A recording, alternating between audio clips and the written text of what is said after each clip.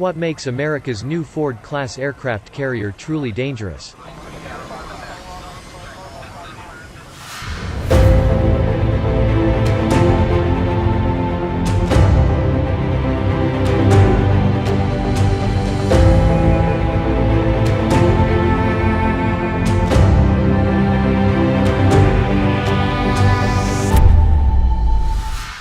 Some of the most important mechanic advancements are deep inside the ship, part of the revamped elevator system used to carry bombs, missiles and other aircraft-loaded equipment from the Ford's bowels to the vessel's higher decks. Slated for springtime delivery, the aircraft carrier CVN 78 Gerald Ford has sparked much interest in its technological breakthroughs for launching and recovering aircraft, as well as new systems to cut down on the number of sailors that run the ship and run up the costs of operating the vessel. But some of the most important mechanic advancements are deep inside the ship, part of the revamped elevator system used to carry bombs, missiles and other aircraft-loaded equipment from the Ford's bowels to the vessel's higher decks. The 10 elevators have to carry up to about 200,000 pounds of weapons from the main deck magazine to the flight deck preparation area, according to Newport News shipbuilders at Hunting Ingalls Industries' Newport News Shipbuilding Unit. That ship-climbing trek is comparable to going from the basement to the roof of an extremely large city skyscraper, carrying about 100 tons, all within a minute.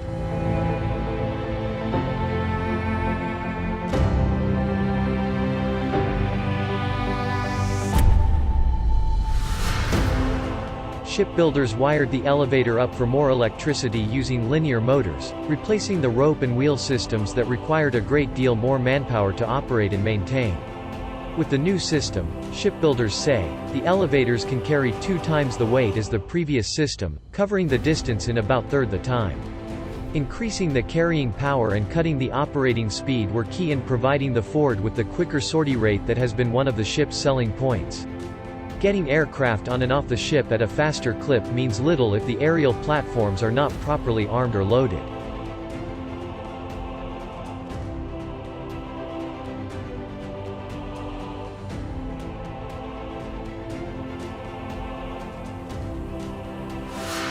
Early success with the new elevator system prompted Newport News to start developing a totally electric elevator system. The move towards such systems is part of the effort to create more electric carriers with the Ford-class vessels. Beyond the new operational systems, such as the Electromagnetic Aircraft Launch System (EMALS), that replaces the hydraulic launching system with an electromagnetic one, the ship also will rely more heavily on sensors, electronic grids and computer networks than previous carriers. The carrier's power need will be similar to those of a small city, and the shipbuilders have developed an electric power distribution grid akin to a neighborhood substation, generating 13,800 volts, according to Newport News electrical construction developers. By comparison, Nimitz-class carriers can only generate about a third of that kind of voltage. Ford power pulsates through about 10 million feet of cable snaking its way through the ship, replacing pipes, valves and related machinery. Not only does that equate to less maintenance, but it also means sensors and electronic equipment can be used in some of the more dangerous or difficult to access places in the ships instead of sending sailors there for certain tasks. To better manage the power distribution, shipbuilders says they designed a way to retain local control through zones by limiting cable length to no more than 300 feet. Some cabling in Nimitz ships runs more than thrice that amount.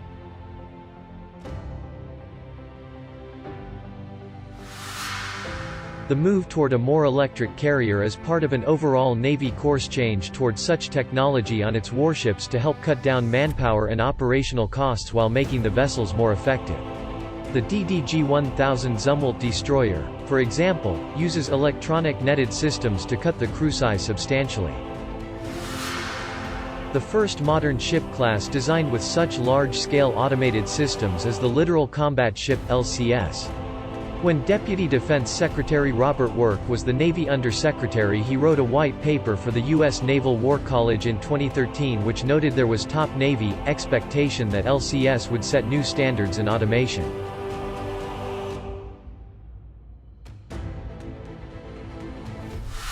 Neil King, the director of the Lockheed Martin LCS program, says the ships have automated control points to check temperatures, pressures and similar functions.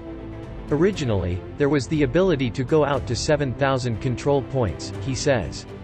Today, there are about 8,500. From the LCS family perspective, the Navy has embraced it. You can run a whole propulsion system. You can do things like transfer fuel. From different locations around the ship you can do damage control. But some Navy officials associated with LCS operations says the service has been slow to adopt the automated system, forcing crews to follow traditional operational concepts for the ship, sending sailors to do tasks that the sensors were supposed to do.